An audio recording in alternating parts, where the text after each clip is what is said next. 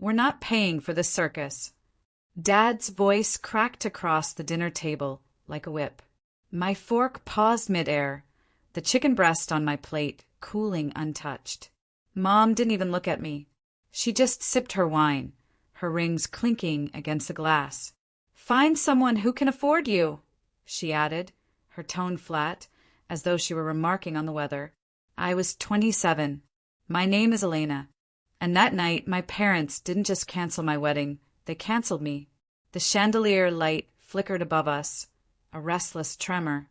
I stared at the polished table, its surface reflecting the family portraits on the wall behind them.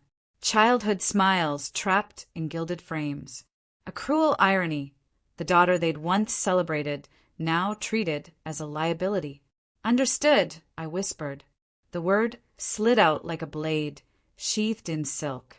No argument, no tears, just a single word and silence that swallowed the room whole. Dad leaned back, satisfied. He thought I had folded. Mom placed her napkin carefully on her plate, the way she always did when she was done with me. The clatter of cutlery, the hum of the fridge, the faint ticking of the old wall clock, all of it pressed in, louder than their rejection. That night, alone in my room, I opened the velvet box on my dresser. Inside lay the old silver key my grandmother had given me years ago. She said it unlocked more than doors. At the time, I'd laughed. Now, I held it like a reminder. I still had something of my own. Have you ever had family cross your boundaries so completely that silence felt safer than speaking? Let me know in the comments. The next morning, I walked to the venue by myself. Sunlight struck the glass doors, blinding and cold. The manager looked up as I entered, confusion clouding his face. "Miss Elena?" "Yes," I said, steady. "My parents called. They're canceling." He blinked. "That's surprising." His hands fumbled with the paperwork. "But last night, your father paid only half the deposit. The contract is under your name." My heart thudded. Contract. My name. He slid the folder across the counter. I traced the ink of my signature. Every letter mine, not theirs. A storm gathered in the manager's voice as he picked up the phone. "If they think they can demand a refund on your contract," he shook his head. An hour later, Dad's roar echoed through my phone. "Elena, why did the owner cancel your daughter's refund?" I smiled, the silver key pressing against my palm. The circus had only just begun. Dad's voice still rang in my ears. A storm pressed through the phone line. "Elena, explain this. Why would the venue refuse our refund?" I repeated quietly. I was standing by the window, the morning sun drawing long, cold shadows across my bedroom floor. "Dad, the contract is under my name." Silence, the kind of silence that feels heavier than shouting. Then came the slam of his fist against some unseen table. "You tricked us." "I signed my own wedding contract," I said calmly. "If that's a trick, then maybe you should have read the fine print." The line went dead. I slid the phone onto my desk and looked at the silver key lying beside it. Grandma had always told me, "Power isn't loud, Elena. It's quiet, like a key turning when no one expects it." By noon, I was back at the venue. The manager met me with a wary smile. "Your father called 3 more times. He threatened lawsuits. We reminded him that refunds only go to the signatory." "That's you." I nodded. The words felt strange in my throat. Not revenge, not justice. Just ownership. For once in my life, something was mine. Walking through the hall where my wedding was supposed to take place, I ran my hand over the white silk drapes. They swayed in the draft like ghosts of a celebration that never happened. Rows of empty chairs faced the altar. A silence hung there too. But this one wasn't cruel. It was clean, expectant. "Do you still want the date held?" the manager asked carefully. "Yes," I said, surprising even myself. "But not for a wedding." He tilted his head, intrigued, but didn't press. Instead, he handed me a stack of papers. "The choice is yours. That night, Mom sent a message. Just one line. Ungrateful girls. End up alone. I stared at the screen until the letters blurred. For years, I'd been told love came with conditions, paychecks, appearances, obedience. Now, their words felt small compared to the ink of my own signature on that contract. In the quiet, I thought of the key again. Not just a trinket. A reminder that doors lock from both sides. The next day, whispers started trickling through relatives. Aunt Rosa called first. "Sweetheart, your dad says you're embarrassing the family, that you're keeping money out of spite. Is that true?" I let the silence linger, then answered softly, "Aunt Rosa, the truth isn't spite. It's just inconvenient." And when I hung up, I knew the cracks in their carefully painted family portrait had begun to show.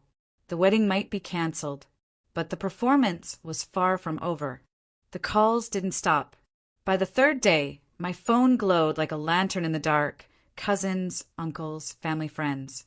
Each one carrying Dad's version of the story, like a script they'd been handed. "Elena, why make this so hard?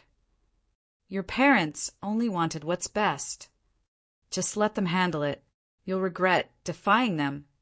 I listened, always quiet, always polite. And then I ended the call, one by one, like trimming dead branches off a tree. But there was one voice I couldn't ignore, Daniel, my fiancé. "Elena," he said, low and hesitant, "your dad called me." I froze. What did he say? That he canceled because I wasn't enough. That if I loved you, I'd give you more. Money. Prestige. He said I should let you go because you deserved better. The words pressed into me sharper than I expected. Not because they hurt, but because they sounded like an echo of things I'd secretly feared. "Do you believe him?" I asked, my throat tight. Daniel's silence stretched, and for a moment the world tilted. Then, "No. But I need to hear it from you. Are we still us?" I looked down at the silver key in my hand. Its weight grounded me. "Yes," I said. "We are." But even as I spoke, I realized something. Our love was strong, but my family had turned it into currency. They wanted to measure it in dollars, not devotion.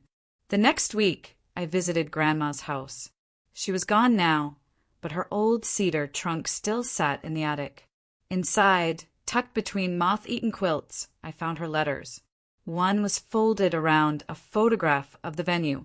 "My Elena," the letter read, "never let others tell you your worth. The world already tries too hard to cheapen women. Hold your key tight. It will remind you. You decide which doors stay open." Tears blurred the ink. My parents had tried to lock me out of my own future. But maybe this whole time, I was the one holding the key.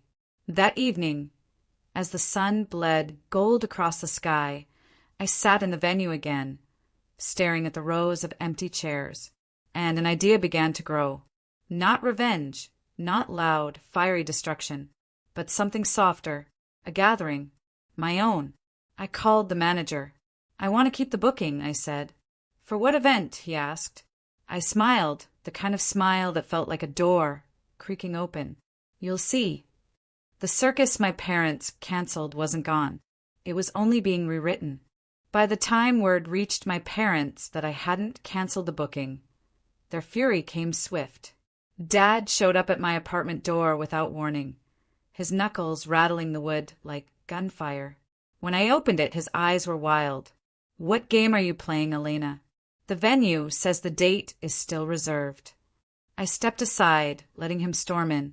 His cologne clung to the air, sharp, overbearing, the same scent that used to signal authority when I was a child. Now it only smelled like desperation. "It's my contract," I said evenly. "I signed it. I paid the deposit with my savings." "Your savings?" He scoffed. "You think scraps from your little job are enough to carry this? You've embarrassed me, embarrassed us." Mom walked in behind him, her heels clicking against the floor like a slow metronome. She didn't sit. She just stood there, arms folded, eyes narrowing. "End it, Elena. Whatever you're planning. Families don't survive this kind of defiance." I studied her face, polished, cold, untouched by regret. I remembered how, as a girl, I used to try on her pearls in front of the mirror, hoping one day to be as composed. But now, all I saw was someone who had mistaken control for love. "I'm not planning a wedding," I said softly, "but I am planning something." Dad's voice dropped into a growl. "If you think you'll humiliate us publicly, I'll make sure you regret it." His threat hung in the room, but I didn't flinch. Instead, I walked to my desk and picked up the silver key. I placed it gently on the table between us. The metal glimmered in the light. "Grandma gave me this," I said. "She told me it unlocked more than doors. Turns out she was right. It unlocked the truth. You don't own me. You never did." For a flicker of a second, Mom's eyes darted to the key, and something, fear, maybe recognition, passed over her face before it hardened again. Dad jabbed a finger at me. "You think one signature makes you powerful? You're still our daughter. We can undo you." I almost laughed. "You've been undoing me my whole life. And yet here I am." They left soon after, slamming the door so hard that the picture frames rattled. But the silence that followed was different this time. Not suffocating, not sharp. It was mine. As I picked up the key again, I whispered into the quiet, "This won't be a circus. It'll be a reckoning." The day of the cancelled wedding arrived, but instead of silence, the venue hummed with life.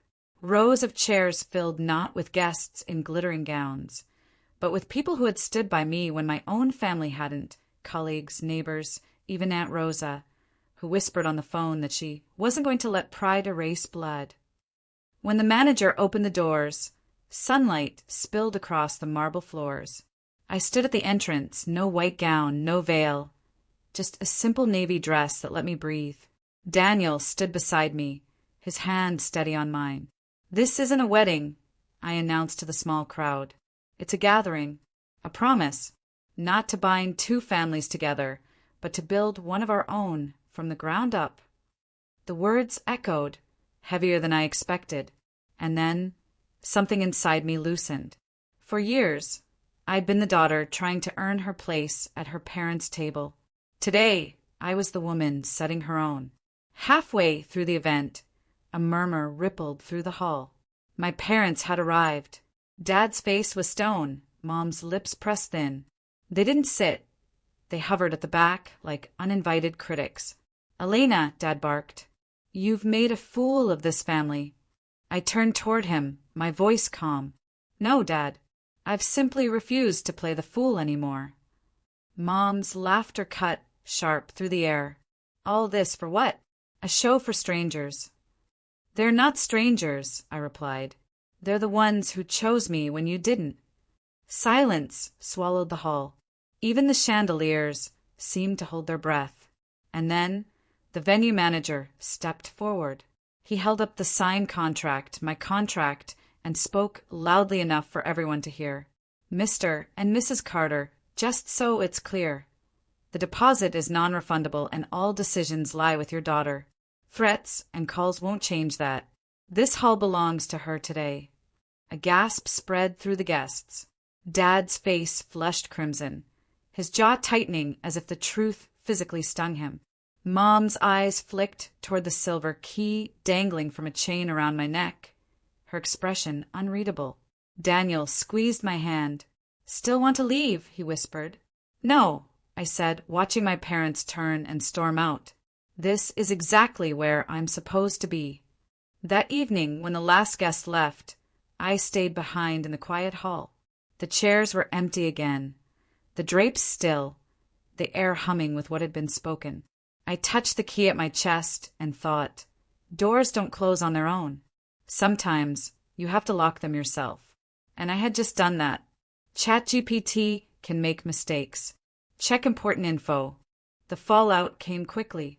By morning, my phone buzzed with messages from relatives who hadn't dared show up. Screenshots of group chats flooded in, words like disgrace and selfish thrown at me as if they were stones. But buried among them were quieter voices. Cousins writing, "Proud of you, Lena." Friends adding, About time someone stood up to them. The lines were being drawn, and not everyone was standing on my parents' side. That afternoon, Dad called again. His tone was colder this time, measured, like ice instead of fire. You think you've won? You've only made yourself smaller. No one serious will want to marry into this mess. I didn't raise my voice. Maybe I don't need your definition of serious, Dad. Maybe I don't need your permission at all. He exhaled sharply, then hung up without another word. Later that evening, Aunt Rosa stopped by my apartment with a cake tin wrapped in a faded towel. She set it on my counter and said, "Your grandma baked this same cake the day she walked out of her father's house. He tried to marry her off for land. She chose your grandfather instead." I blinked. She never told me that story. "Because she wanted you to learn in your own time," Rosa said softly. Then she pressed something into my palm, a folded note in my grandmother's slanted handwriting. A key means nothing without the courage to use it. The silver key around my neck suddenly felt heavier, charged with a history I hadn't known. That night I dreamed of doors, dozens of them, some locked, some wide open. Behind one, I heard my mother's voice, cold and clipped. Behind another, my father's, commanding, disappointed. But when I turned the key, the doors didn't lead to them. They opened to a quiet field, sunlit and free. When I woke, I knew what I had to do. The venue wasn't just a hall anymore. It was leverage. It was proof that I could claim something my parents couldn't erase. But more than that, it was a stage. I called the manager and said, "I want the hall again in 3 weeks. This time for a fundraiser." "For what cause?" he asked. I smiled, even though he couldn't see it. "For girls who've been told they're too expensive to love, too costly to keep." The words rolled out of me with a steadiness I didn't expect. For once, I wasn't reacting to my parents. I was creating something beyond them. And I knew, when the invitations went out, my parents would hear about it. And they would finally realize I wasn't their investment. I was my own legacy. The fundraiser began as a whisper, an idea scribbled in a notebook, phone calls made late at night, emails sent during lunch breaks. Within a week, it grew into something real. Local businesses offered to sponsor. Colleagues volunteered to organize, and friends spread the word. The theme? Keys to new doors. When the posters went up, I almost laughed at the irony. My parents had tried to close a door on me. Now I was opening dozens for others. 3 weeks later, I walked back into the same hall where my wedding was supposed to happen. But this time, it wasn't draped in white silk for a bride. Instead, the walls carried murals painted by young girls from a local shelter. Keys, doors, windows opening to bright skies. Tables overflowed with food donated by restaurants who wanted to help.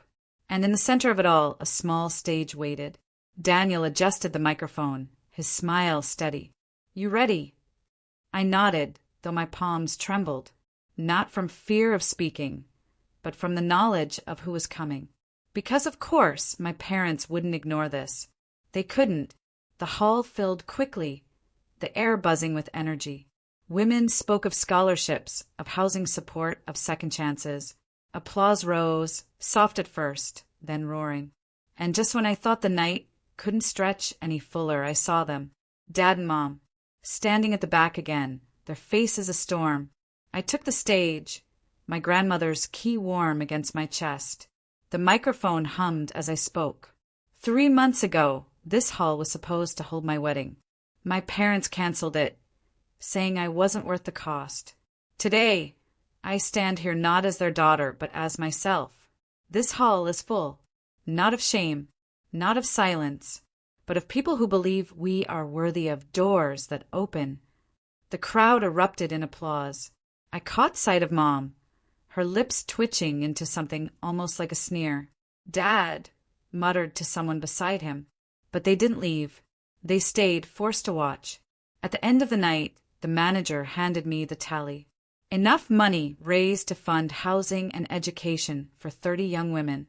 30 doors. Outside, as guests filtered into the night, Dad finally approached me. His voice was tight but quieter than before. You've humiliated us enough. I looked at him, steady. No, Dad. I've freed myself enough.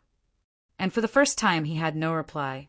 The key around my neck felt lighter, as though it had finally unlocked something bigger than revenge.